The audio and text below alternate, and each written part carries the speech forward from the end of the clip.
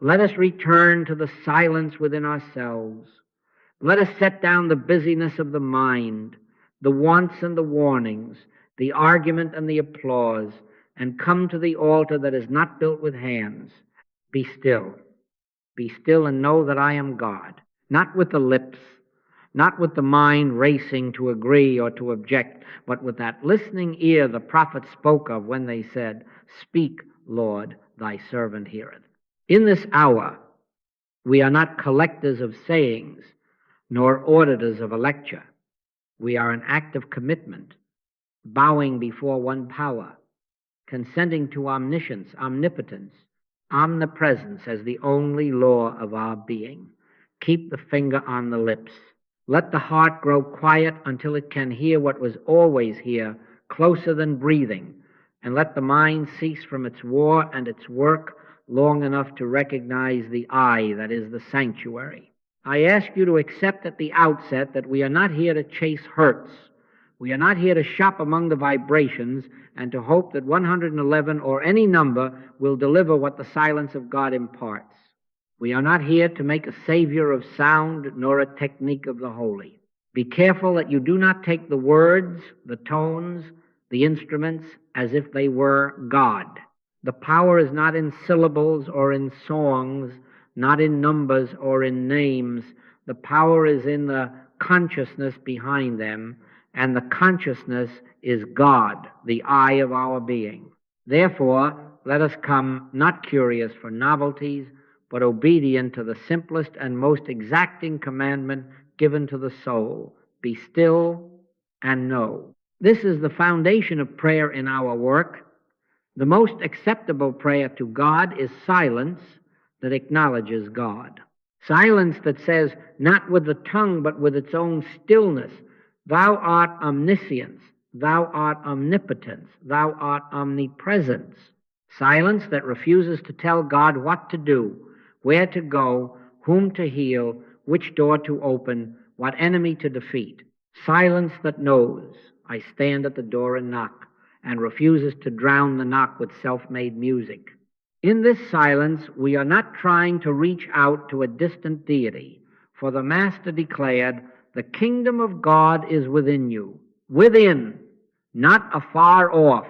Within, not to be purchased, not to be engineered, not to be vibrated into place, but discovered in consent. Do not be anxious that your mind will fail in this. The mind must fail. It must fail to run the world. It must fail to engineer the spirit. It must fail to intrude where only I reigned. In that holy failure is our peace. We have tried the words. We have tried the charms. We have tried the discipline of doing more, saying more, arranging more, and still the heart has known unrest because it sought many powers. Come now to the one. Come to the I that said before Abraham was, "I am." Come to the I that spoke to the storm, "Peace, be still," and let that same stillness rise in you as the very answer to the storm of seeking. I would not argue with any person. I have no interest in telling a brother or a sister that their affection for this or that instrument is wrong. We do not argue with persons. We uncover the impersonal habit of trusting effects. We expose gently but exactly the subtle idolatry that looks to the outer form to accomplish what only the inner presence does. We are here to be corrected by love, not condemned. In all my years of sitting in this silence, I have never yet had God tell me about an error in any person, but always I have been told of the sufficiency of I.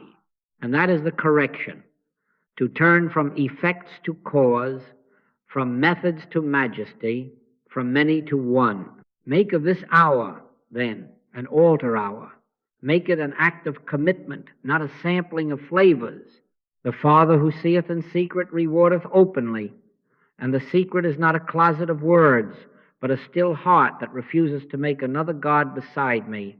Lay down every ambition to manage spirit. Lay down the fear that if you do not do enough, say enough, play enough, something will be lost. In Him we live and move and have our being. If that is true, There is nothing outside to add, nothing outside to rescue, nothing outside to fix the I that I am. Beholders, not doers. Transparency, not technique. Consent, not control. You may ask, how shall we begin? Begin as the prophets began, with listening. Begin as the boy Samuel began. Speak, Lord, thy servant heareth, and then be still enough to hear. Let each breath be a reminder that the presence is closer than breathing. Let each thought that rises to instruct God be gently put upon the altar with this simple confession: Thou knowest, omniscience.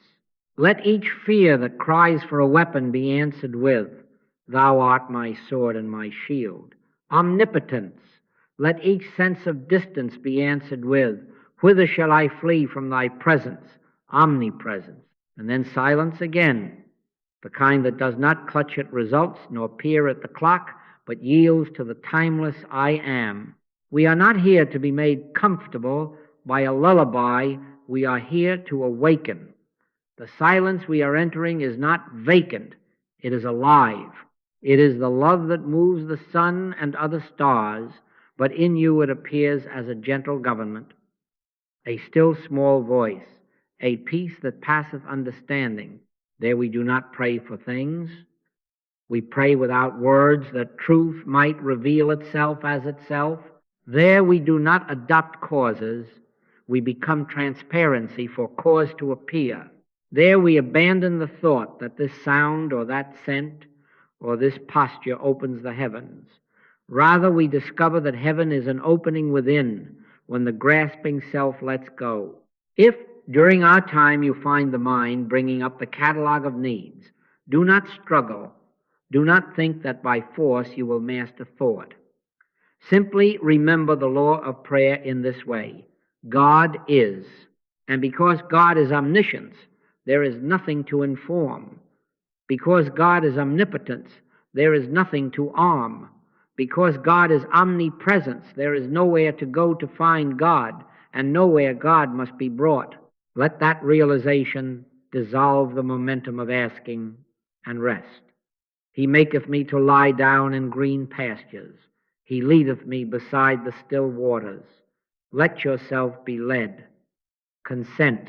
And if a doubt whispers that silence is too little, that something must be added, some tale, some tone, some touch, know this. To add to the all is to confess that all is not all. Do you see the folly?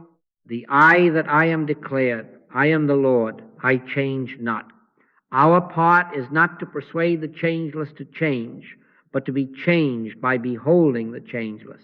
So we begin with the only rightful beginning. Be still. Not once, not twice, but now and now and now again. As often as the heart remembers, as often as the mind wanders, as often as the day distracts, return. This returning is our worship, this consent our offering, this silence our prayer. So we enter, and as we enter, we receive.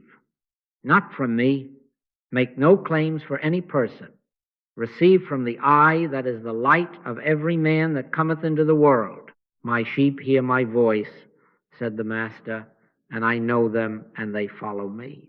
Let that voice be heard now, not as sound through the ear, but as recognition in the soul. Speak, Lord. We are here. Lips closed, hearts open, minds surrendered, consenting to one power. Be still and know. Now, because we have entered the sanctuary of stillness, let us allow the light that is here to reveal what must be seen in this hour. We are living in a time when the ear is flattered and the market is full. There is a fashion afoot, a new garment stitched with numbers and tones, promising that if only we tune to this hertz or that 111, they say, as if the Almighty were measured in cycles per second, the pain will dissolve, the mind will clear, the heart will be corrected. Do you see how cunningly the mind craves a mechanical assurance, a lever to pull, a dial to set, so that the infinite might be harnessed and made to serve a schedule? Be still. Ask within, is transformation mechanical, or is it spiritual and wordless in the presence of God? Hear the answer the Master gave.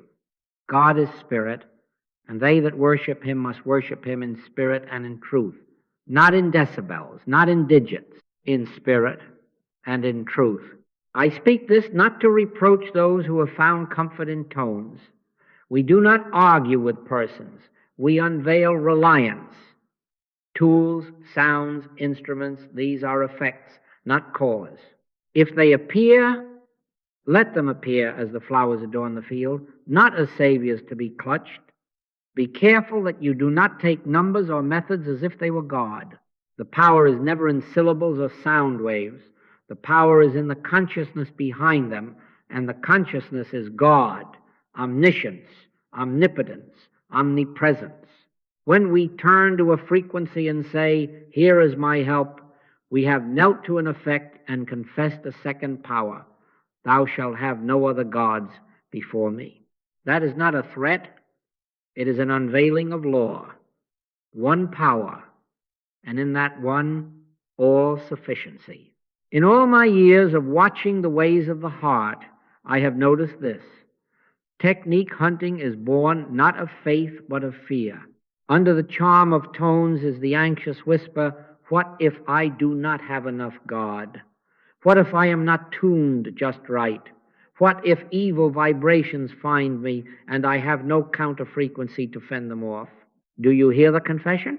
Two powers, good vibrations to be courted, bad vibrations to be feared, and between them a frightened soul trying to manage the seesaw. Perfect love casteth out fear. Love, which is obedience to spiritual law, refuses to divide reality into rival forces that must be balanced or manipulated.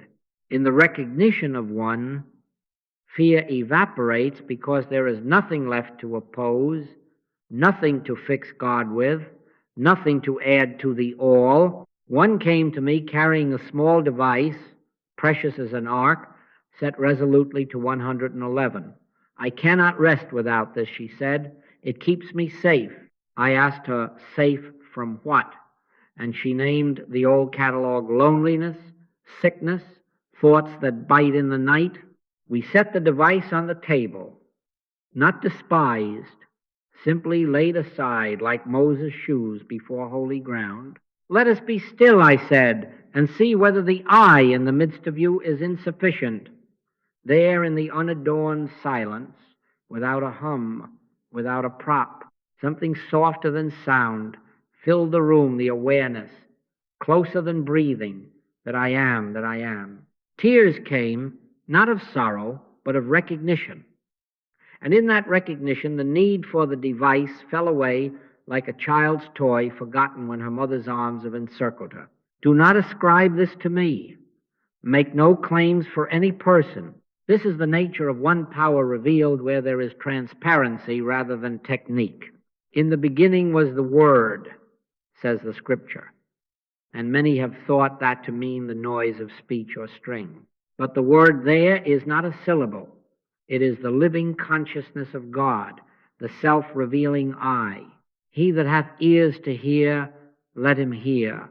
Not the pitch of air, but the voice, that is as a still small whisper bearing its own conviction, without pressure, without mechanism.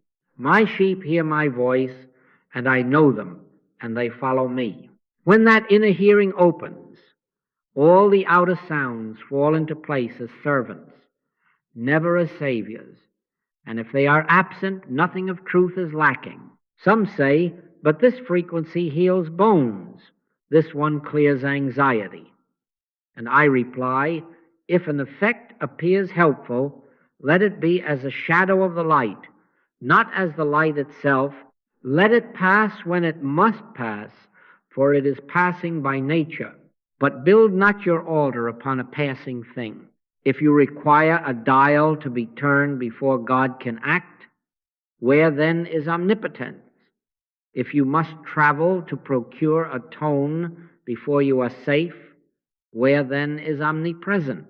If you imagine you must teach God what dissonance to erase, where then is omniscience?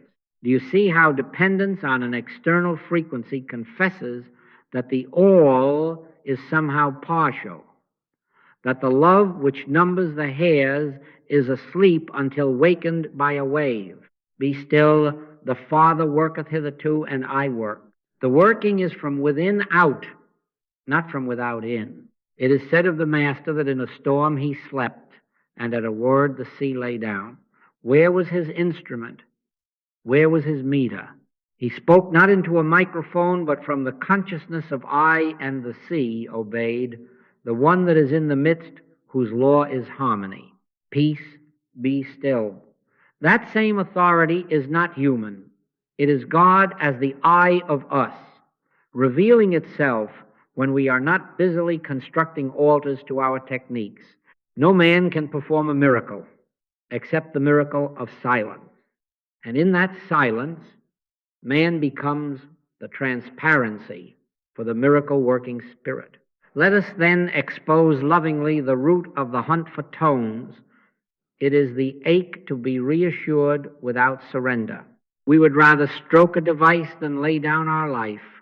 We would rather add a layer of sound than endure the holy quiet where the personal I dies daily and the true I appears. But hear this. To add to the all is to confess that all is not all. Our redemption is not in acquisition, but in relinquishment. Take no thought for your life what ye shall eat, or what ye shall drink, or what ye shall play through your headphones, for your Father knoweth what things ye have need of before ye ask. Consent to that knowing, consent to that power, consent to that presence. Therefore, if music is in your home, let it be music. If the wind in the pines hums a natural hymn, let it be enjoyed. But bow not to the wind, nor to the waveform. Do not believe there are miracle numbers. Do not get to relying on tones as if they were God. Return desire to its rightful object. Hunger not for vibrations, but for righteousness, which is right relationship with one.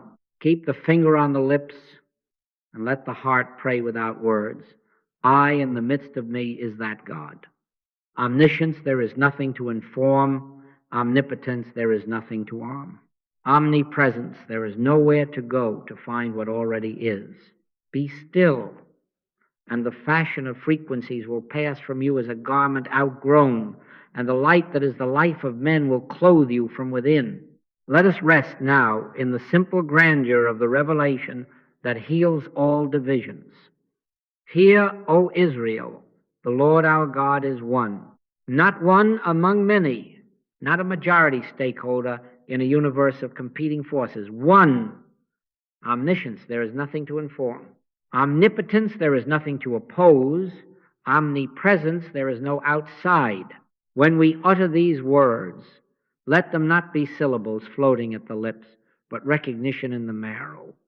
The life of all life is indivisible. The mind of all minds is infinite. The presence of all space is whole. God is light, and in him is no darkness at all. If there is no darkness in him at all, what is left to fear, to resist, to fix, to attract, or to repel? Be still, and let that question end in answer without argument. In the recognition of one power, the habit of summoning a second power dissolves of itself. Why would we call for reinforcement when all already fills all in all? The Master rebuked anxiety with a smile that we still feel. Take no thought, consider the lilies. Your Father knoweth. Do you see how a mind trained to recruit helpers and counterforces must become quiet when it hears, I am that I am? The moment we begin to look about for aids to prop God up, we have slipped into the superstition of two powers, a benevolent force that needs our help and a malevolent force that must be chased with charms. But where one is known, the seesaw stops. There is no counterweight to the all. Omniscience requires no briefing. Omnipotence accepts no rival. Omnipresence leaves no corner unfilled where mischief might hide. Therefore, prayer in this light is not an operation performed upon God or upon matter. It is the holy stillness by which we consent to what is already true. Speak, Lord, thy servant heareth. This is the posture. Not come, Lord, arrive from elsewhere. Not do, Lord, work a trick to mend what thou missed, but a quiet yielding that says, Thou art, and because thou art, I rest. The only form of prayer acceptable to God would be an absolute silence in which our very being acknowledges God's allness. In that silence, we do not attempt to hypnotize the body, the bank book, the neighbor, or the nations. We do not repeat to ourselves the flattery of positive words as if they had power. We do not marshal mental pictures to move mountains. Faith, as a grain of mustard seed, does not strain. It beholds, and in beholding, the mountain is seen where it belongs, within the one harmless, already harmonized. Do not believe there are miracle workers. The ages have suffered at the hands of men who claim to possess a lever by which to lift the world. The Master himself refused it. Why callest thou me good? There is none good but one. Not even Jesus would accept personal credit for the works. He declared, The Father within me, he doeth the works.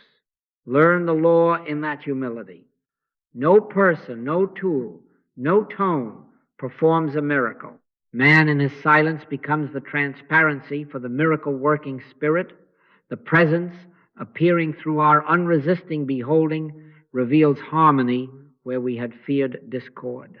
Not by might, nor by power, but by my Spirit, saith the Lord. Not by the might of affirmation, nor the power of a device, but by the invisible eye that in the midst of you is God. You ask, then, if all is God, why the appearance of conflict and want? The answer is not a scolding, but a clearing of the lens. As we believe in two powers, we color the glass through which we see and reap the fruits of our own divided sight. The moment our consciousness is purged of its belief in two powers, purged by an act of commitment, many times in each day, returning to the one, the veil thins and the scene changes without a struggle. This is not poetry, it is spiritual law. In all my years, I have never been guided in meditation to hunt for a devil or identify an enemy. I have only been shown the all-sufficiency of I. And as that I is recognized as omniscience, omnipotence, omnipresence, the phantoms of lack and fear lose their stage. Understand, this recognition is not an emergency measure reserved for crises. It is the quiet atmosphere of a life. We bring it to the small hours and the ordinary steps when the mind rushes to calculate, to defend, to explain, put the finger upon the lips within and whisper, I is the name of God. I in the midst of me is that God closer than breathing, the storehouse, the safety, the direction, then rest from the impulse to add. It is in that subtraction of human will, of personal engineering, that the multiplication of loaves and fishes occurs as a natural appearing of grace. Not a show to dazzle the crowd, but a simple adequacy in the moment, because the one who is omnipresent is not hindered by the absence of bread, and the one who is omniscience is not confused by a hungry sea of faces. While others seek to summon currents, we retire to the inner room, shut the door of words, and abide in me, and I in you here. Prayer is not assent but consent, not performance but presence. As we consent, the body relaxes its argument, the mind lays down its charts, and the heart hears the unuttered. Fear not, I am with thee. Do you notice how the very fibers of anxiety unwind in that I? There is no technique there. There is transparency. There is no timing there. There is timelessness. And because the all is all, there is nothing to add to make it so, nothing to fight to keep it so. We are not naive about appearances, but we will not bow to them. Daniel did not shout instructions at the lions. He rested in the one whose law is harmony, and the mouths were shut. The sea did not part at the cry of an instrument. It parted before a recognition of presence, going before to make the crooked places straight. The boy with his small lunch did not calculate protein per head. He offered what was at hand, and the invisible sufficiency filled the visible lack. These are not tales to flatter the past. They are parables of a law that functions now as then, when we do not take a second God beside me. So I ask of you not a dramatic exertion, but a faithful returning. Many times in each day, yield again to the one. Omniscience, there is nothing to inform. Omnipotence, there is nothing to oppose. Omnipresence, there is no outside. Let this threefold remembrance be the gentle bell that calls you back to the inner sanctuary. Be still and know that I. In the knowing, the hunt for lesser powers ends without fanfare, like a fever that is broken. And in its place there is a quiet assurance, not mine, not yours, but God appearing as the peace that passeth understanding. Keep the finger on the lips. Listen. The one power is already here. Be still and let the most intimate name of God come forward, not as a word at the lips, but as a living presence at the core. I is the name of God. I in the midst of me is that God. Not I as a biography, not I as a collection of triumphs and wounds, but I as the light that lighteth every man that cometh into the world. Closer than breathing, nearer than hands and feet, this I is the hidden manna, the storehouse which I am, the bread that comes down from heaven, that a man may eat thereof and not die, not by the mouth, but by recognition. Hear it again until the heart answers. I in the midst of me is that God.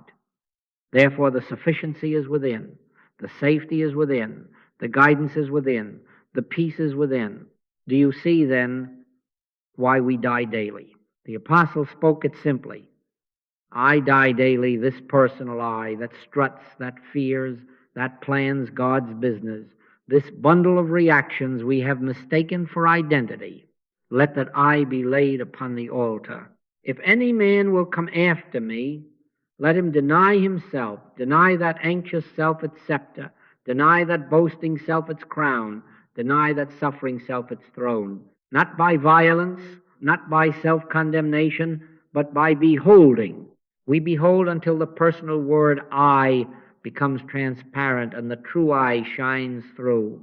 Not I, but Christ liveth in me. Christ, there is not a person. It is the name for this indwelling I, which is the fullness of God, made visible when we are still. I have watched through the years how the soul longs to go on pilgrimage, to reach far for what is already here.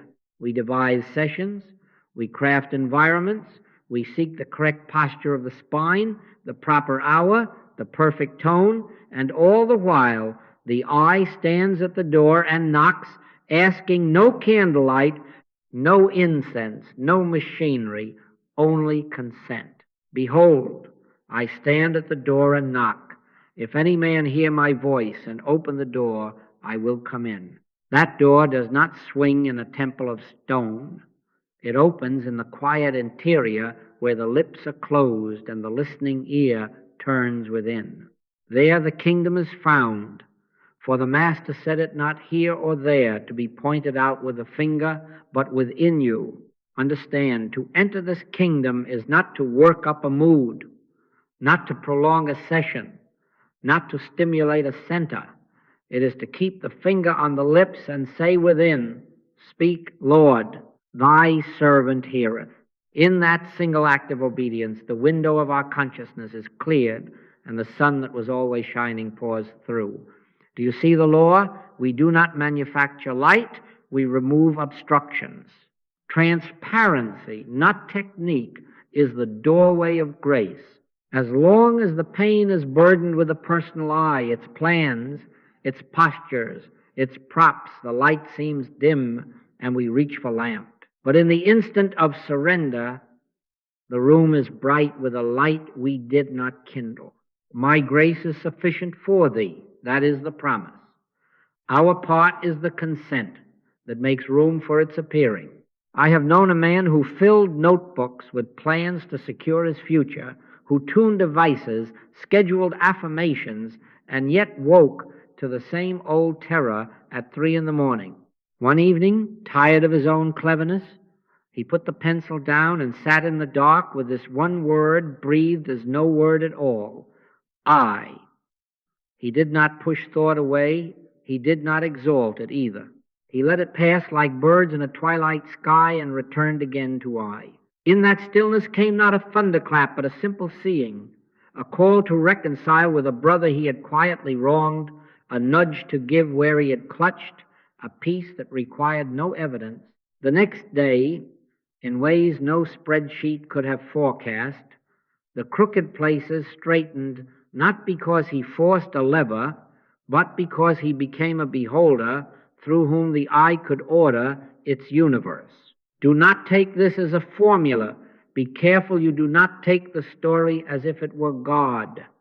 Attend to the consciousness behind it, for that is God. He that dwelleth in the secret place of the Most High shall abide under the shadow of the Almighty. Dwelling is not visiting. Dwelling is not a crisis-only appointment. It is the quiet habit of turning within many times in each day, not to ask and not to fix, but to recognize. Omniscience, there is nothing to inform. Omnipotence, there is nothing to oppose. Omnipresence, there is no outside to go and fetch God from. In that threefold remembrance, we relax our grip upon the world, and the world releases its grip upon us. The lions close their mouths. The Red Sea reveals its path. The loaves are enough, and none of these scenes require a device, a schedule, or an audience. They require a beholder. Some will say, but I do not feel holy. My mind chatters. My heart is restless. Be still. Make no god of feeling. The Spirit bloweth where it listeth. You hear the sound thereof, but cannot tell whence it cometh or whither it goeth. You are not asked to manufacture a silence that the senses applaud. You are asked to consent to the silence that is already the ground of your being. Closer than breathing, it holds you even in your restlessness. Underneath are the everlasting arms. Rest into that, not once only, but now, and now, and now again. Eternal vigilance is the price of spiritual living, not as strain, but as gentle fidelity. Each time you remember, step back from the personal I and let the I that is God come forward. Remember the exactness of this way. To import an instrument into the holy place and say, without this God cannot act, is to confess two powers and darken the window again. To reach outward is to forget that the storehouse is within. I have hidden manna, says the Spirit. I am the bread, I am the water, I am the way. In Him we live and move and have our being. Not beside Him with our tools, not ahead of Him with our maps. Be still. Let that verse cease to be embroidery on a wall and become oxygen in the lungs of the soul. So in this hour, make of your very breathing a prayer without words. With each in-breath, a soft remembrance, I. With each out-breath, a letting go of the personal claimant on life. Let the name be sacred and silent, not whispered to perform a trick, but known to unveil the one that already is. You will find, not as a drama, but as a certainty, that the presence requires no session, no device, no setting. It requires only your surrendered transparency. Christ in you, the hope of glory, is not future and not far. Open, consent, behold, and watch as grace appears of itself. Be still and know that I. Be still. And let us see with simplicity how this way works. No man can perform a miracle except the miracle of silence. That is the law. Silence is not a trick to coax God. It is the ceasing of our self-appointed office, the laying down of the personal engineer, so that the one that is already present may be seen to act as harmony. Stand still and see the salvation of the Lord. Do you hear the instruction within those words? Stand still, not that you might persuade omnipotence to arise, but that you might cease opposing it with your effort, your fear, your plans. In our stillness we become the beholder, and in beholding we become the transparency through which the eye in the midst doeth the works. Understand this plainly. The power is never in the word, nor in the syllable of prayer, nor in the rite, nor in the number of hertz. The power is in the consciousness back of the word. Pay attention to the consciousness behind the words, for that is God, omniscience, omnipotence, omnipresence, appearing as the substance of all that truly is. When the lips are moving and the heart is laboring to get a result, we are still at the surface where winds toss and methods contend. But when the lips are sealed and the heart listens, speak, Lord, thy servant heareth. Then the sea beneath is calm, and the current of grace carries without our paddling. What, then, is this non-interference of which we speak? It is the holy refusal to outline, to hypnotize, to manipulate effects. It is the quiet surrender of personal agency so that spiritual law may reveal itself as order. Not by might nor by power, but by my Spirit, saith the Lord. Not by the might of a fervent tongue, nor the power of mental pictures, nor the cleverness of ritual, by my Spirit, which is the eye of God, in the midst of you, unopposed, self-acting, perfect. When we attempt to push a demonstration, to stir the pool, we cloud the water and call it prayer.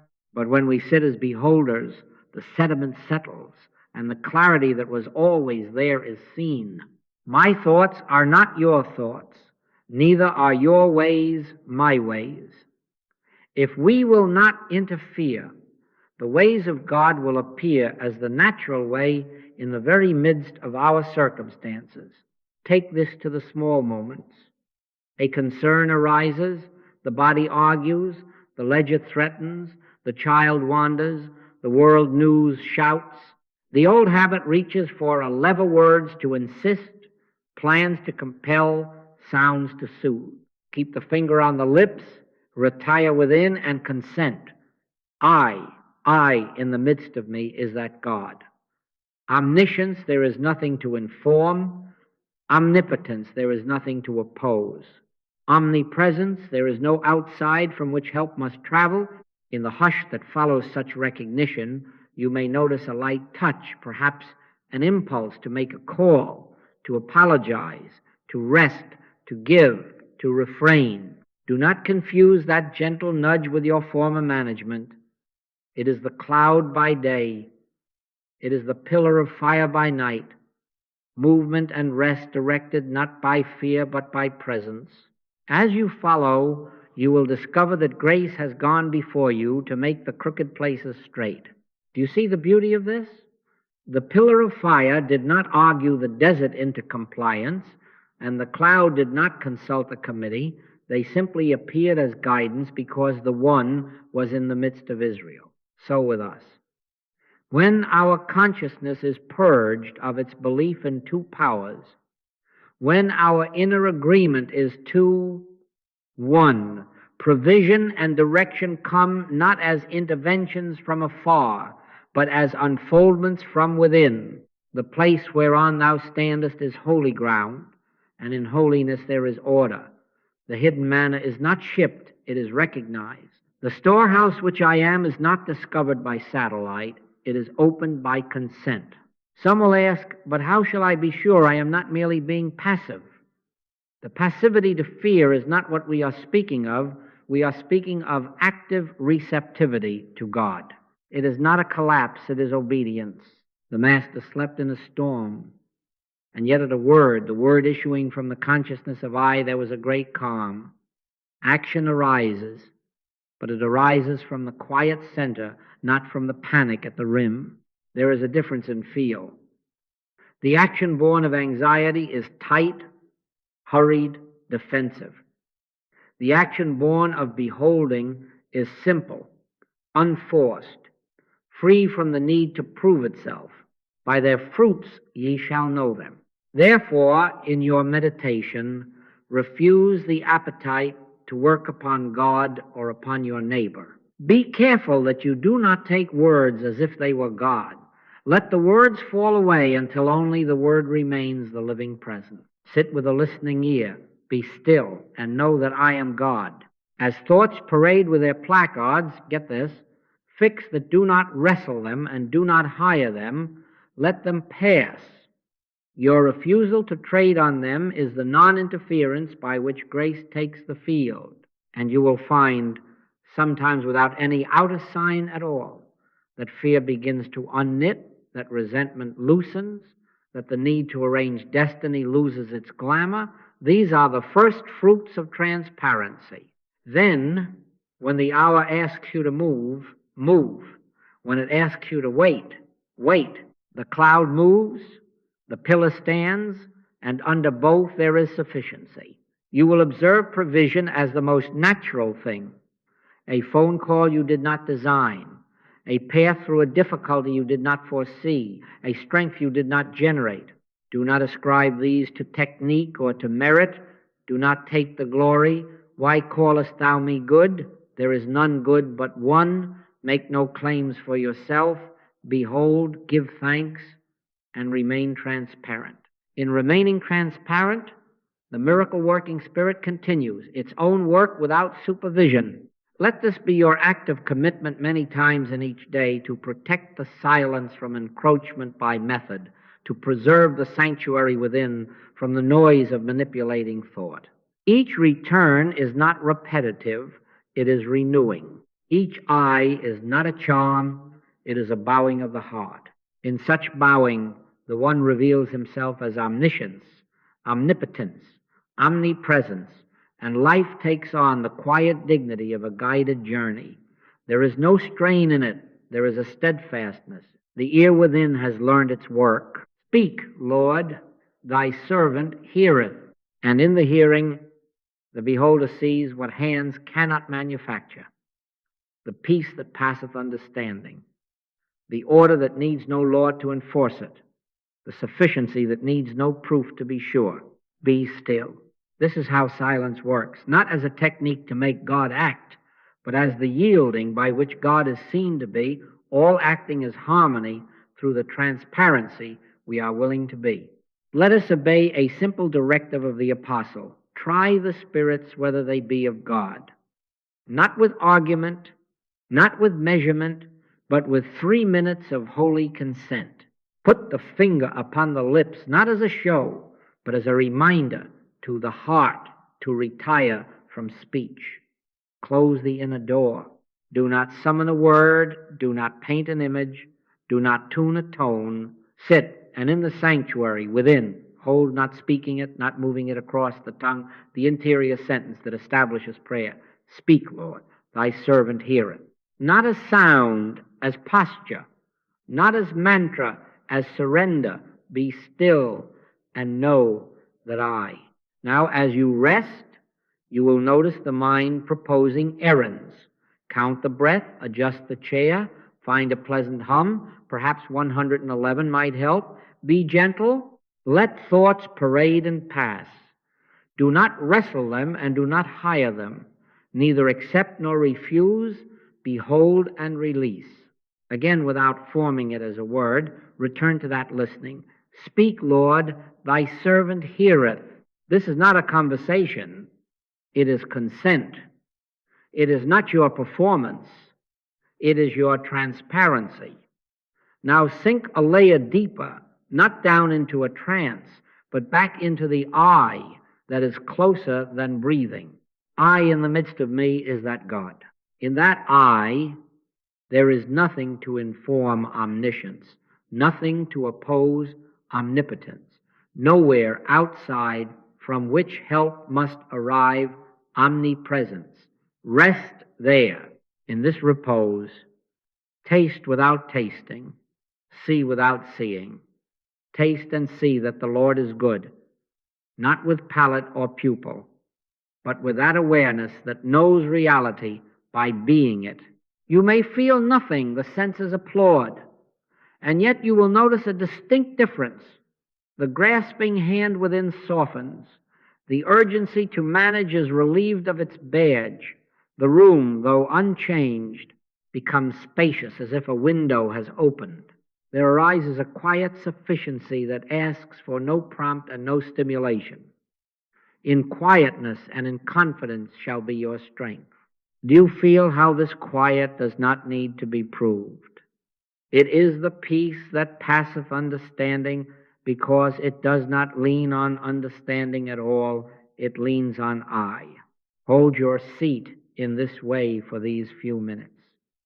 If a problem steps forward with its costume of headlines and symptoms, do not push it away, and do not take it in your arms.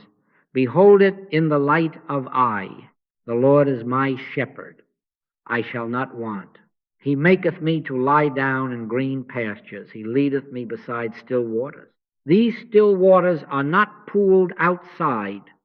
They are appearing now as the unmoving clarity of your consenting consciousness. Do not move the waters with technique. Be still. The Father within me, He doeth the works. Now quietly notice the fruit that appears of itself when you do not tamper. A clarity without effort, not a plan but a seeing. A tincture of kindness toward the very thing you thought you had to conquer. Perhaps a nudge call this one, release that grievance, give here, abstain there, simple, unforced, free of the need to dramatize. By their fruits ye shall know them. The fruit of this silence is humility, gentleness, universality. It does not bind you to an instrument or to a place or to a particular hour. It requires nothing of the senses to certify it. Underneath are the everlasting arms. Their support is not vibratory, not timed, not engineered. Now try the spirits. Ask within without speaking, what in this moment is required for me to be held in peace? If the answer names a number, a frequency, a ritual, a personality, a posture, then gently see that you have wandered to two powers again. The Spirit of God never sends you elsewhere for God. If the answer is silence, consent, beholding, then you have discerned the one. Sacred silence imparts more reality than any engineered sound, because it is not adding to reality. It is unveiling the all that already is. The kingdom of God cometh not with observation, neither shall they say, lo here or lo there. For, behold, the kingdom of God is within you. You may say, but I feel calmer when I hear a tone. Does that condemn me? Be still. Make no god of feelings. The calm that depends on a string plucked is the calm that trembles when the string is cut. The peace born of eye does not hinge on what the ear receives. If you will prove it, do this 3-minute act of commitment many times in each day upon waking, before you answer the bell, when fear proposes its meeting while the kettle warms. Put the finger on the lips, close the inner door, and, without any word spoken, assume the posture. Speak, Lord, thy servant heareth. Abide for 3 minutes, not asking, not fixing, not arranging, beholding. Then rise and follow whatever gentle, unspectacular rightness presents itself. You will find that guidance has gone before to make the crooked places straight. This is your proving, not once, not twice, but as a rule of life. 3 minutes today breaks the glamour of 111 or any other number. 3 minutes tomorrow breaks it again, and the next day it is broken before it forms. Do you see how the yoke becomes easy and the burden light when we stop dragging our cart of methods and ride in the cloud shade? The cloud by day and the pillar of fire by night are not imported. They appear as presence when we stand aside. No man can perform a miracle except the miracle of silence. Man in his silence becomes the transparency for the miracle-working Spirit. Let us close this short proving as we began without words. Be still and know that I Hold that knowing without voice, without image, without helper.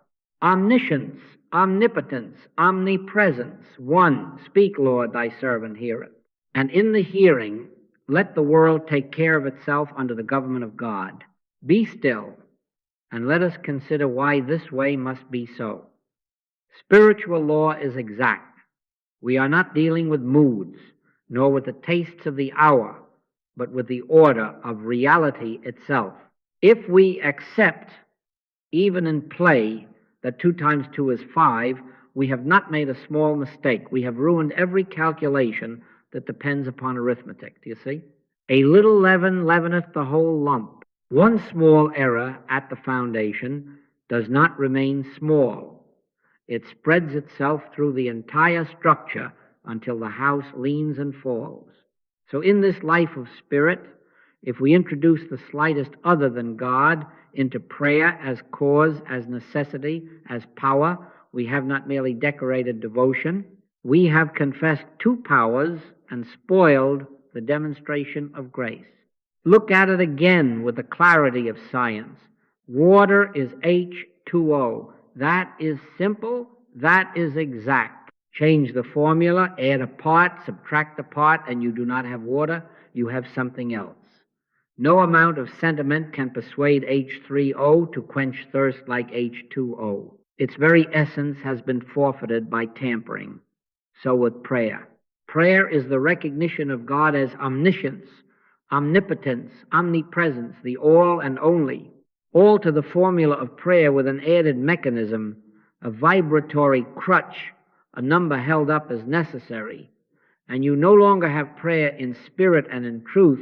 You have a practice about God, a method before God, a charm beside God. Thou shalt have no other gods before me. Hear that not as thunder from Sinai alone, but as the calm mathematics of being. One is one. Add anything to one and you are not with one. But is not a tone harmless if it helps me begin? Be careful that you do not take the words or the aids as if they were God. The power is not in the words, not in the form, not in the count. The power is in the consciousness back of the words. When we attach necessity to an instrument, we have said in our hearts, without this the Holy One cannot be sufficient unto me. And in that moment the glass clouds over and the light seems dim. If thine eye be single, thy whole body shall be full of light. If the eye is double, one part on God, one part on a gadget, the light is compromised by our own dividedness. It is not that God withholds, it is that we veil with our adding. Consider how exact the Master was when he said, "The Father within me, he doeth the works." And again, not by might nor by power, but by my Spirit, saith the Lord. He did not say, "The Father within," plus a certain arrangement of sound. He knew the law, the pure formula of prayer, inner acknowledgement without remainder, God all. And because his prayer was exact, his demonstration was pure. The loaves, the fishes, the quieting of the sea, these were not engineered as outcomes. They appeared as the natural order where one is seen as all. Do you see how tampering breaks that order? To introduce a secondary provocation is to confess we do not yet trust omniscience, omnipotence, omnipresence. It is to say God needs help, which is to say we have not yet met God. Here is the straight line of reason that protects the sanctuary within. If 2 times 2 must be 4, or the subsequent page of figures collapses, then in the realm of spirit, God must be all, or the subsequent hour of living collapses into fear and control. If H2O is water and H2O2 is not, then prayer that is God only is prayer, and prayer plus is not prayer. However pious, however pleasing to the senses, it has shifted essence. God is a spirit, and they that worship him must worship him in spirit and in truth. Spirit does not require assistance. Truth does not tolerate alloy. This is not severity, it is mercy. For the mind that longs for relief, exactness is kindness. It ends the anxious shopping for addition. It ends the argument that today requires a certain number, tomorrow a certain scent, next week a certain posture. Hear, O Israel, the Lord our God is one Lord. When the eye is single, there is rest. When the formula is pure, the water flows. Try the spirits, whether they be of God. Ask within, in the silence, is there anything I must add to the all? If an answer points you to an object, a frequency, a ritual as necessary, you have discerned a spirit that would apply 2 times 2 to 5. Decline it gently, return to I. I is the name of God. I, in the midst of me, is that God, closer than breathing, nearer than hands and feet. This I requires no helper, asks no instrument, needs no prompter. Our part, hear it well, is the act of commitment many times in each day to keep the formula pure. Keep the finger on the lips. Be still and know that I am God. Not I and a tone, not I and a schedule, not I and an affirmation performed to move the lever of fate. I. In that single acknowledgement, the inner arithmetic balances. In that single purity, the waters satisfy. Omniscience, there is nothing to inform. Omnipotence, there is nothing to oppose. Omnipresence, there is nowhere outside from which help must travel. Some will say, but surely God can use any means. Be still. God needs no means. Means appear in our human picture when our beholding gives way to instruction, go wash in the pool. Show yourselves to the priest, but the power was never in Siloam nor in the journey. The power was and is in the consciousness of I that spoke and was obeyed.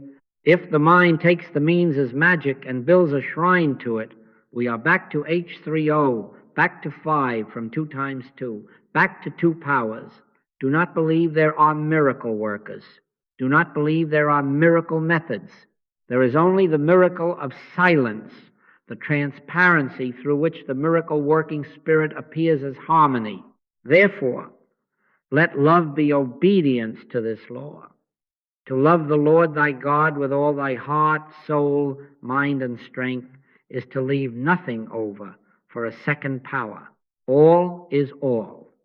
The second commandment follows by nature, for when one is recognized, we cannot manipulate our neighbor as an effect to be engineered. We behold him and her in the same one, and grace orders our giving and our restraint. This is why the only acceptable form of prayer would be an absolute silence, the silence that acknowledges God's allness and refuses to tamper with what is perfect. Hold to this exactness, not harshly, but faithfully, and you will notice how quickly confusion drains away. The anxious appetite to add will quiet. The need to test and time and tinker will lose its glamour. You will find that the simplest prayer, no words, no props, only beholding, yields the clearest fruit. A peace not sourced in sound, a guidance not staged by plan, a sufficiency not dependent on proof. 2 times 2 is 4. H2O is water. I am that I am. Keep the law pure. Be still, and let the all that God is appear without interference through the transparency you consent to be. Be still, and look without flinching at the harvest of a small seed. When the heart plants even a hint of reliance upon a tone, a number, an instrument, it imagines it has purchased peace, but secretly it has purchased anxiety. Why? Because the faith has moved from the unseen all to a seen thing, and no man can serve 2 masters.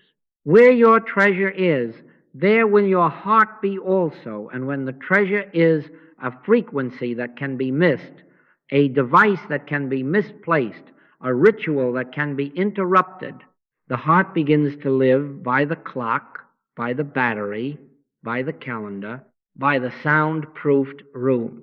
This is the hidden cost of frequency reliance, an undercurrent of dread that whispers, what if I miss the hour? What if the power fails? What if the tone is not pure? The lips may confess trust in God, but the nerves confess trust in a schedule, and in that duplicity, fear takes its tithe. Do you see how bondage grows so quietly that we call it devotion? The little kit must be carried. The right chair must be found. The household must revolve around the sacred minute. The journey to the market must be delayed lest the vibration be lost. The family learns to tiptoe. The mind, once seeking God, becomes superintendent of acoustics. And then, when a day arrives with its holy disorder, when a child cries, when a guest knocks, when a train is missed, the soul, which believed it had anchored itself in peace, discovers it has anchored itself in circumstance. Anxiety runs to and fro, crying, I have lost my power. Be careful. You have lost nothing of God. You have lost only the illusion that a mechanism could stand in for I. As a man soweth, that shall he also reap. This is not a threat. It is the merciful law by which we learn.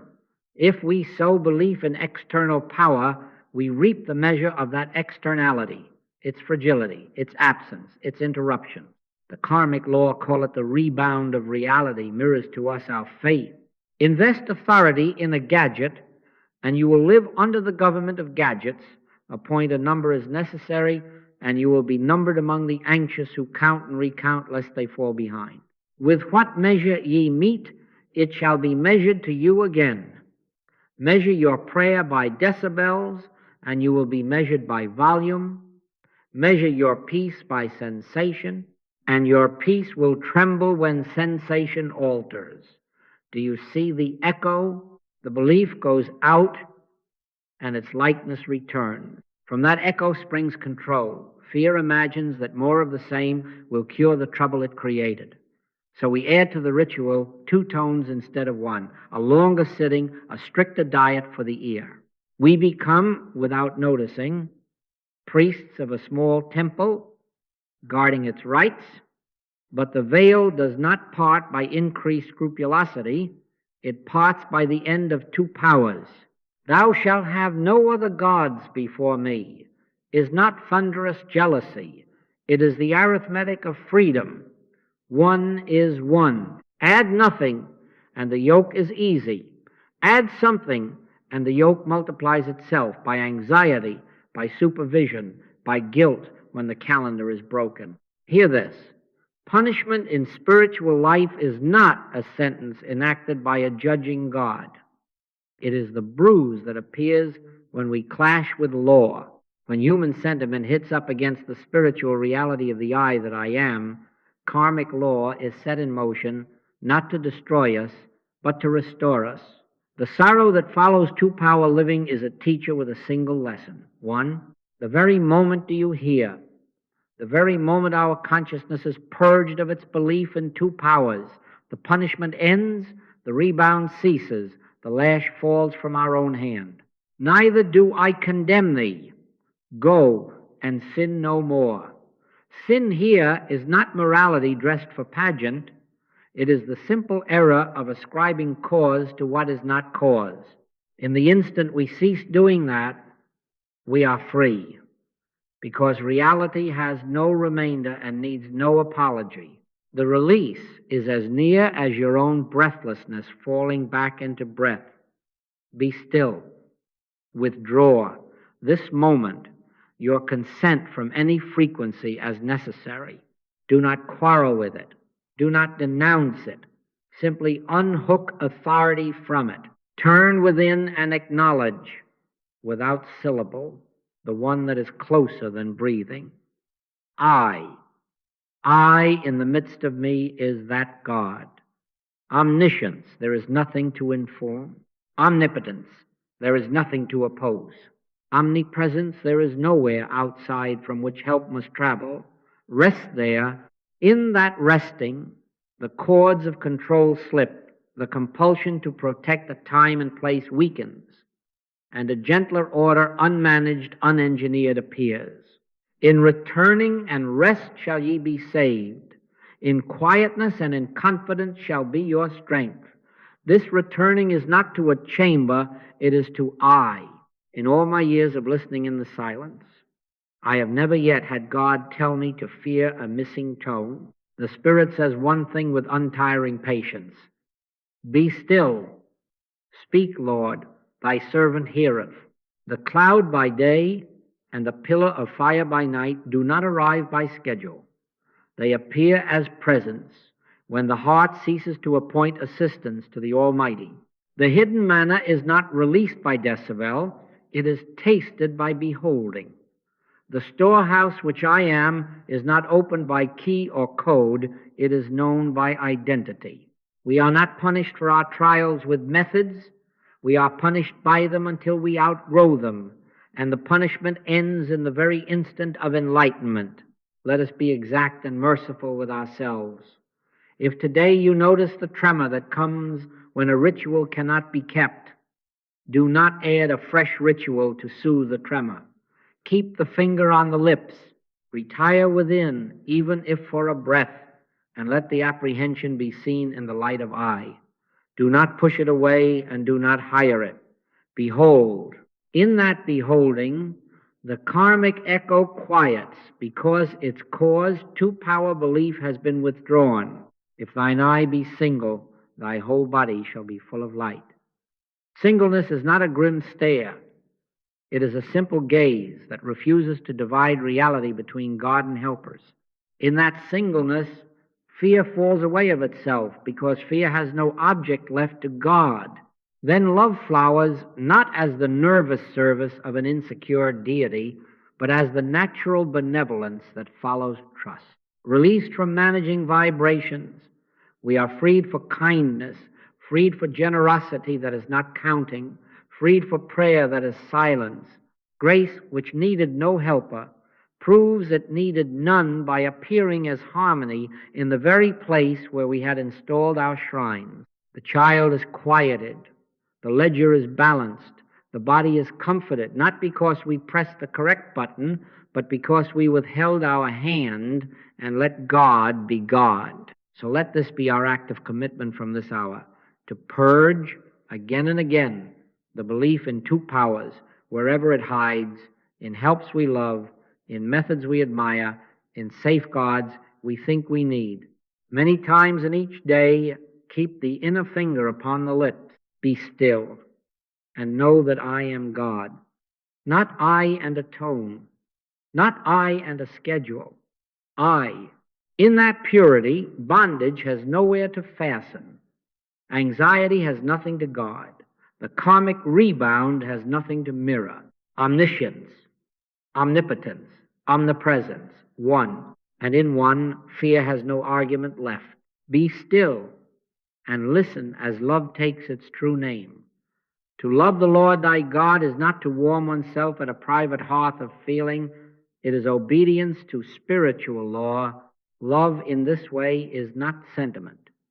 Love is acknowledgement. Acknowledgement that God is omniscience, omnipotence, omnipresence, the all and only. To love is to consent to one power, to refuse additions, to lay down every private lever and say in the silence, not my will, but thine be done. In that consent, prayer ceases to be a private clinic and becomes the transparency of a universal Sunday. He maketh his sun to rise on the evil and on the good, and sendeth rain on the just and on the unjust. If that is the nature of the Father, then love as obedience is to let that impartial radiance pour, without editing, without preference, without the fences of nation, race, religion, or color. Do you see the turn that is now being asked of us? We have been busy, perhaps for years, treating ourselves, treating our fear, our body, our purse, our tomorrow, as if the kingdom were a pharmacy and prayer the correct dosage. Be still. The very moment we recognize one power, the workroom rearranges itself. The question is no longer how shall I get fixed? The question becomes, how shall I be used? This is not renunciation of healing. It is the end of self-manipulation. In the silence where we have learned not to add, a new request rises of its own. Speak, Lord, thy servant heareth. Here am I, send me. And the sending is not into a mystic corner, it is into the world that groans, the world at the gates, the world in your kitchen and across oceans. For the kingdom of God is within you, and wherever you stand, the kingdom stands ready to feed through your transparency. Lovest thou me?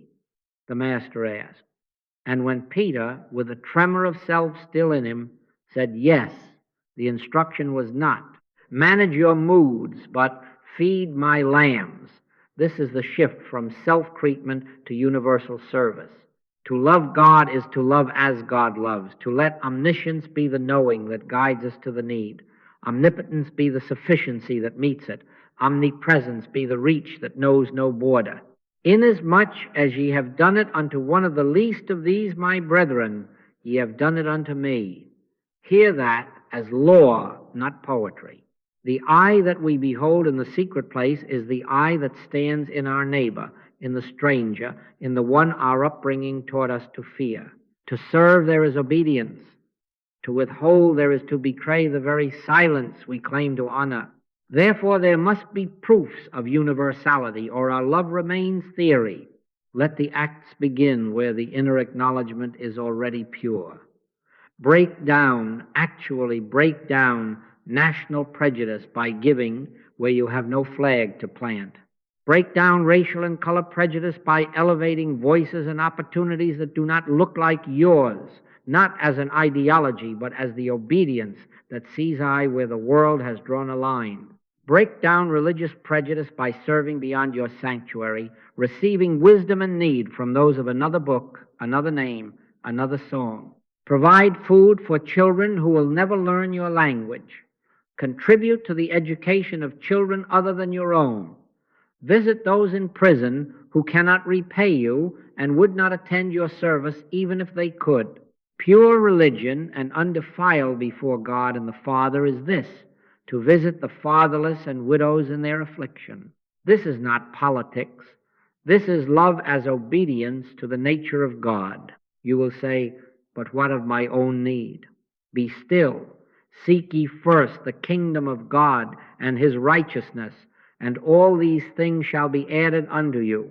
When the motive is purified from fix me to use me, do you notice how addition begins to arrive of itself, unspectacular, sufficient, timely? The Father within me, he doeth the works.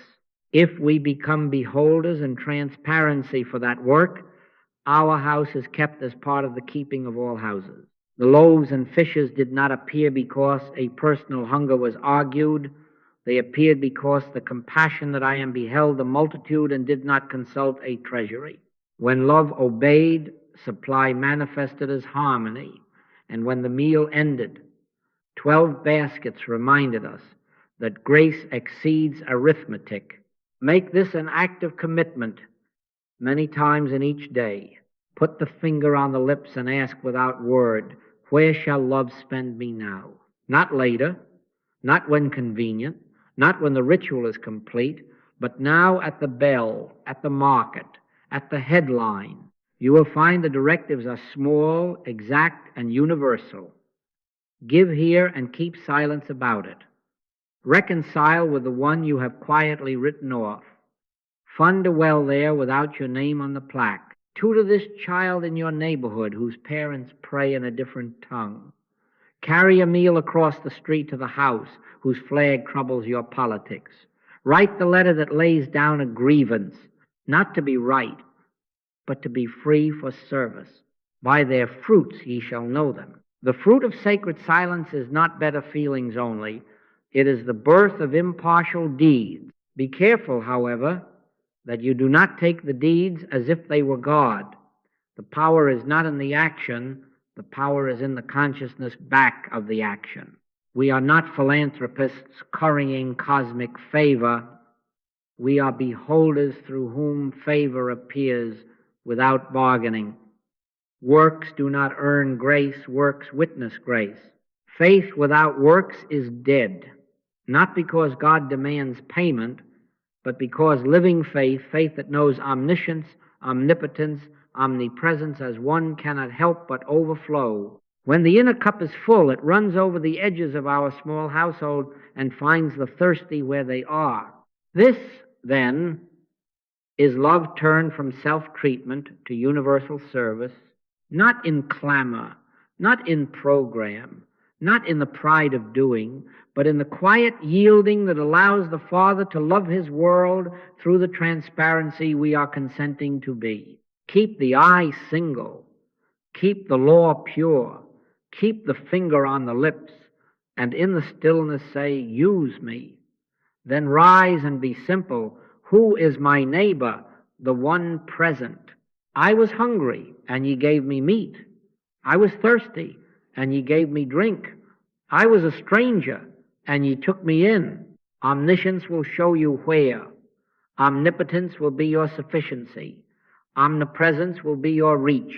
And as the one pours through the one, the private clinic gives way to a quiet hospital of the heart, where the nations are healed without our instruments, because God is God. Speak, Lord, thy servant heareth. Here am I, send me. Be still. Be still, and let love that is turned to service now take on order. Inspiration without discipline runs away with the morning and is not found by noon.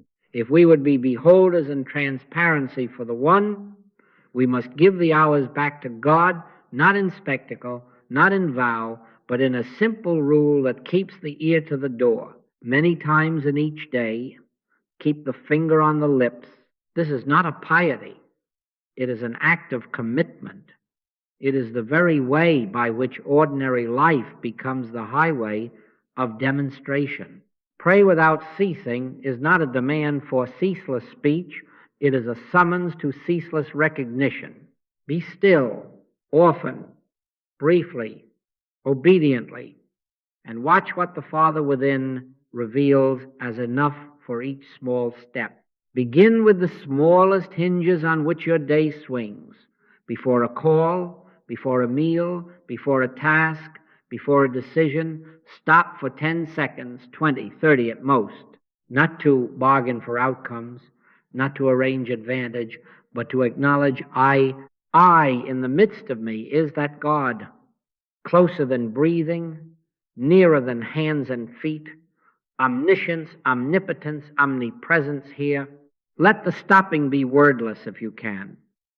Or if the mind requires a porch, let it be a single whispered, speak, Lord, thy servant heareth, and then silence.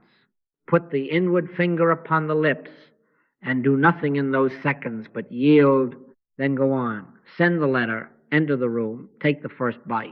You will notice that the pace slows by a holy fraction, that reactions soften into responses, that you are sent rather than self-sent. Weave these seconds into a simple office of the day. At morning, before the feet make covenant with the floor, be still. Not long, not to fulfill a quota, but long enough to let the I that I am come into focus, long enough to turn from sleep into awareness without picking up the tools of yesterday's will. Enter thy closet and shut the door. The closet here is not a room. It is the inwardness that has no window to the world. Sit in it just a moment and recognize God as all. At noon, recollect, draw the scattered errands of the mind back to center. Stop wherever you are, in a stairwell, at a sink, on a pavement, and consent again without speech. In returning and rest shall ye be saved. At evening, before sleep, lay the day on the altar without words. Not a tally, not a boast, not a critique. A simple beholding of I, having lived I's day through a transparency that sometimes forgot and sometimes remembered. Gratitude will rise of itself. You need not manufacture it. The Father which seeth in secret shall reward thee openly. Do not imagine that only the appointed 3 will suffice.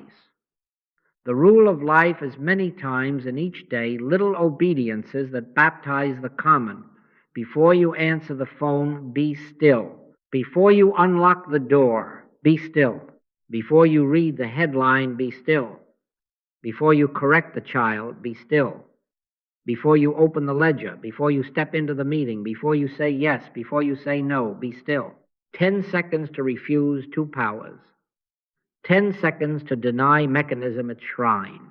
10 seconds to remember that we do not live by bread alone, nor by frequency, nor by phrasing, but by every word that proceedeth out of the mouth of God, and the word today is silence. Be careful that you do not convert the rule to a ritual, the silence to a superstition. Do not rely on words. Do not get to relying on gurus. Do not let a number, a tone, a schedule pretend to be necessary. Try the spirits. If a practice points your attention away from consciousness to form, decline it gently. Keep the eye single. The power is not in the counting of pauses, nor in the posture you assume, nor in the place you sit. The power is in the consciousness back of the pause God recognized as omniscience, omnipotence, omnipresence. If an hour comes when you cannot keep the pattern, do not fear that you have failed God. Fear only to believe that God needed your pattern. Return in the very breath you are noticing. One breath is enough. One look is enough. This is the way. Walk ye in it, not with a stopwatch, but with fidelity of heart. Hold to humility as the atmosphere of this rule. Make no claims for yourself. Do not tell the world that your 10 seconds have made you wise. Let wisdom bear witness by gentleness, by right timing, by quiet sufficiency.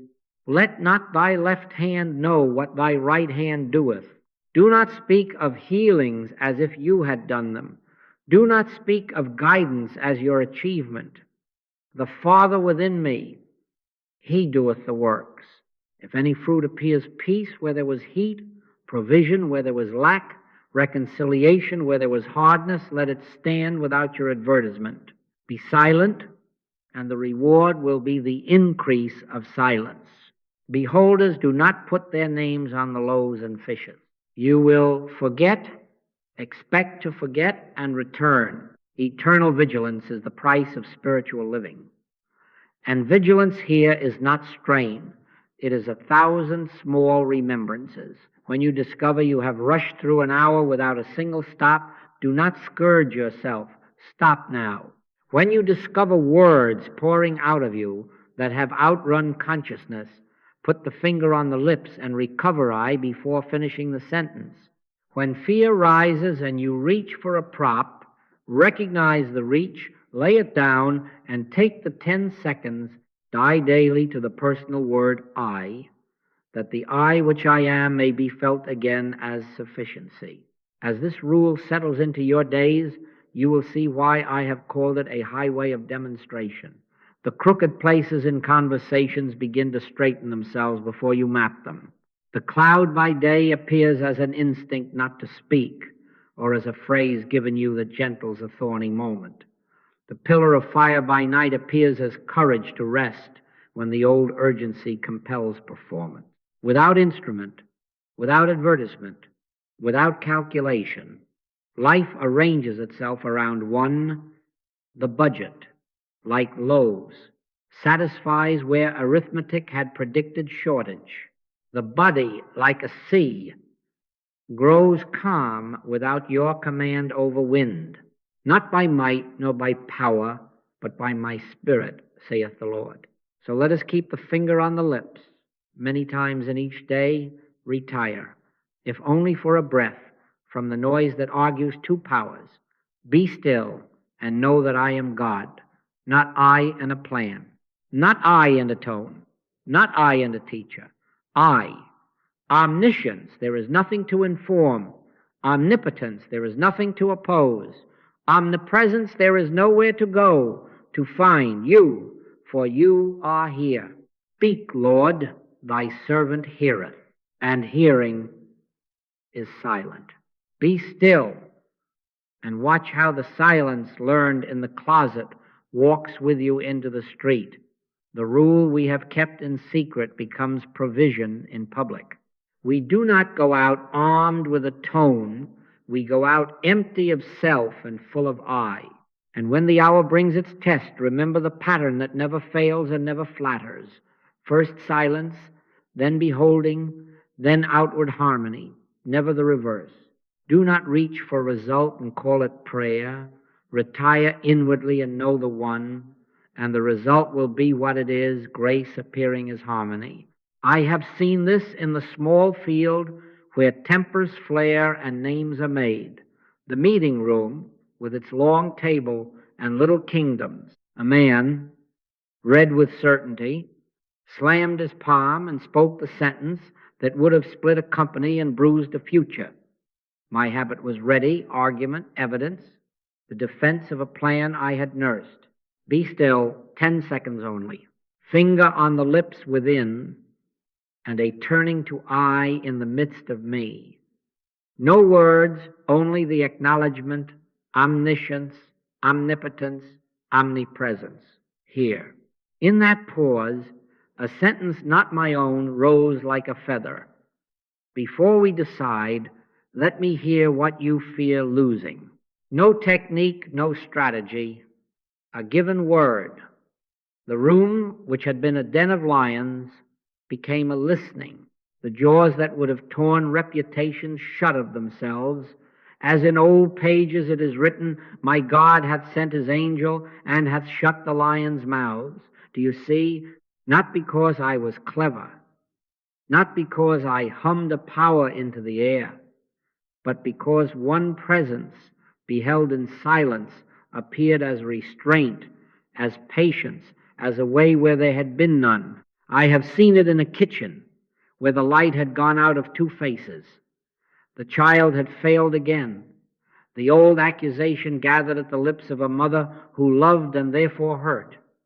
Be still, not a lecture, not a printed wisdom. 10 seconds of holy refusal to be two, refusal to appoint guilt as a cause and punishment as its right. In that beholding, a softness arrived that had no psychology in it. Sit with me, she heard within, and her hand did not point. It opened. A soft answer turneth away wrath, the proverb says.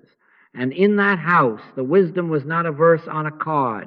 It was the Spirit taking form as a chair pulled out and a kettle set on. The storm that might have furnished 3 new grievances dissolved with no victor and no vanquished. There was only one appearing as peace. I have seen it where fear had a ledger and a calendar. A woman spread her bills, and the columns accused her of folly in winter. She had read all the advices and could recite them like prayer, yet the hand trembled when it reached for her purse.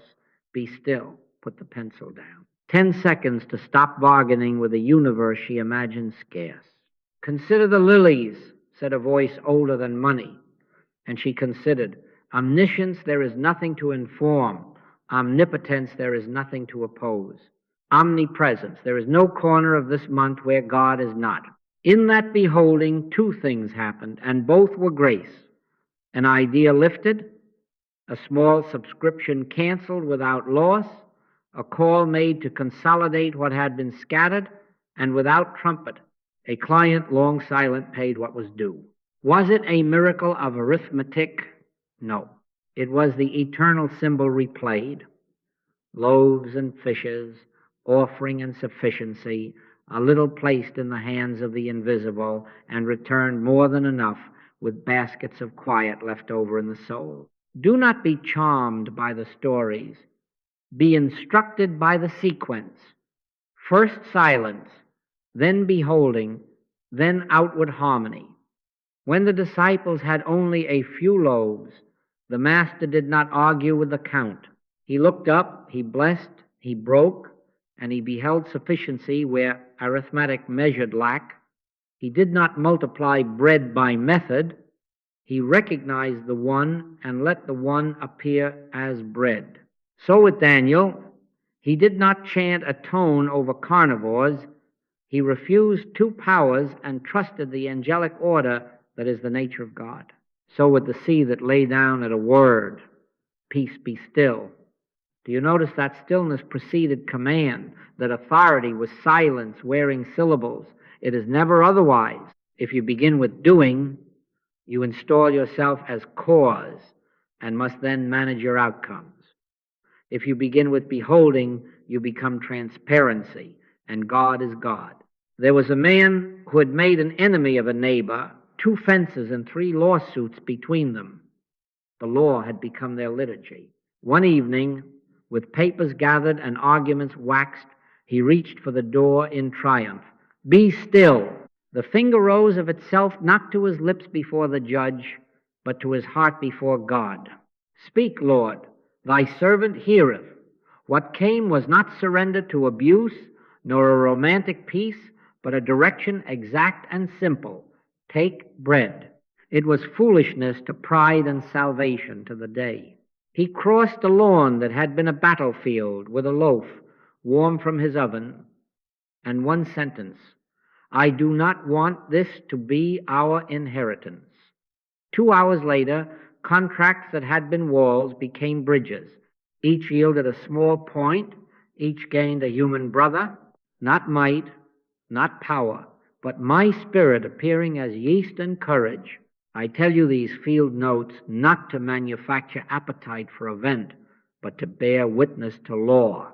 There are no miracle workers. Do not believe it. No man, no woman can perform a miracle except the miracle of silence. Man in his silence becomes the transparency for the miracle-working spirit. The power is not in the words spoken in the room, not in the bread, not in the clever phrase, not in 111 or any other figure. The power is in the consciousness back of the word and back of the deed, the I that I am, the Father within, doing his own works. Make no claims for yourself. Let the harmony speak if it must, and if it speaks, hear it say only God. When you walk tomorrow into a hospital or a headline, do not try to arrange a sign. Retire within and recognize one. When a report arrives with its fangs bared, do not break its teeth with denial. Stand in awe and watch the mouths shut of themselves where they have no lawful prey. When the cupboard looks like a parable of famine, resist the itch to chant over flour. Retire, bless, behold, and be ready for instruction, perhaps to give the little you have, perhaps to accept what you once refused, perhaps to change nothing but fear. The Lord is my shepherd. I shall not want is not lullaby. It is the blueprint of sufficiency revealed to the beholder. So let assurance be modest and immovable in you. The cloud by day, the pillar of fire by night, these are not past scenery, they are present law. Guidance will appear as timing, as delay, as advance, as a closed door that saves you, as an open one you had not imagined. Protection will appear as the lion losing interest. Supply will appear as bread where there was only blessing, but always and only in one order. First silence, then beholding, then harmony. Keep credit where it belongs, not a tone, not a method, not a person. I in the midst of me is that God. Omniscience, omnipotence, omnipresence, one. Grace appears as harmony when we behold, and no instrument is required for God to be God. Be still, and let it be so. Be still, and hear the gathering of all that has been said into one unarguable simplicity. God is sufficient. Omniscience, omnipotence, omnipresence, sufficient.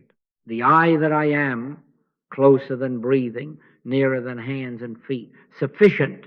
Nothing to add, nothing to vibrate, nothing to arrange, nothing to persuade. The heart that had been tempted to barter with methods, to charm outcomes with tones and measures, is now asked to make an act of commitment and retire into sacred silence where one power is all, And in that allness there is no hurts to chase, no device to adore, no incantation to depend upon. Be still and know that I am God. This is the benediction and the law, the only altar at which true prayer kneels and finds itself answered before a word is spoken. We have tried the spirits. We have watched the mind reach for leverage in numbers, in schedules, in borrowed phrases, and we have seen the consequence: fear multiplied, dependence deepened, two powers enthroned in the temple where only one may rightly dwell. Be careful that you do not take the words or the vibrations as if they were God. Do not believe there are miracle workers nor miracle methods. There is only the miracle of silence revealing the miracle working Spirit. I in the midst of me is that God. If that I is all, what addition could improve the all? If that I is here, what journey could bring it nearer? If that I is the very life of life, what instrument could breathe for it? Not by might, not by power, not by frequency, but by my Spirit, saith the Lord. Therefore, stop chasing hurts. Stop bargaining with the infinite as if the infinite had forgotten you. Stop peering outward to see if a sign will certify your worth. I stand at the door and knock. Where is that door? Not in the marketplace of tones, but in the silence of your own being. Open there. Consent there. Speak, Lord, thy servant heareth. This is your vow and mine, renewed now here without condition, not when life is orderly, not after one more book, one more lesson, one more chant. Now, the kingdom of God is within you, and within you there is nothing to tune, nothing to calibrate. There is only the recognition of what already is. In that recognition, the crooked places straighten, the rough places are made plain, and the valleys lift without our levers. Keep the posture simple and exact. Watch and pray. Watch not the outer weather of events, but the inner impulse that would enthrone a second power. Pray not with petition, but with consent, the ceaseless saying, yes, of silence, omniscience, omnipotence, omnipresence. Here, pray without ceasing. How? By returning many times in each day to the hush that acknowledges I. Keep the finger on the lips, not to deny the world your voice, but to deny the self its old authority. Let the Father reveal to you your identity and your way. Make no claims for yourself. If harmony appears, let it bear witness to grace and not to man. If guidance arrives, let it be modest in your telling, for the power lies not in the tale, but in the consciousness from which it came. And now, beloved, be dismissed to practice. Leave your nets. The Master did not call them to polish their weaving. He said, leave your nets and follow me. Today, the nets are methods and mechanisms, and the sweet pride of being competent with them. Lay them down. Follow the inner eye that is the true teacher. Become beholders. Become transparency. Let the one act as the many where you are quietly, universally, without your permission slips and without your advertisements. It is your Father's good pleasure to give you the kingdom. Do you hear? To give, not to sell. To give, not to rent, on condition of your perfect ritual. Your only condition is surrender of conditions. Yield the belief in two powers, and punishment so-called evaporates, for it was only the rebound of our error against the integrity of the one. In all this, let us remember the exactness of spiritual law. As surely as 2 times 2 is 4, and H2O is water, so God is one. If we add to one, we do not increase, we obscure. If we add mechanism to grace, we break the demonstration by announcing a cause besides cause. Therefore, in our closing, let there be a pure refusal of addition. Let the amen be silence, not as an absence, but as a fullness that needs no syllable to be real. Peace, be still, is not only a word addressed to seas, it is the nature of the sea of consciousness itself when we cease stirring it with self.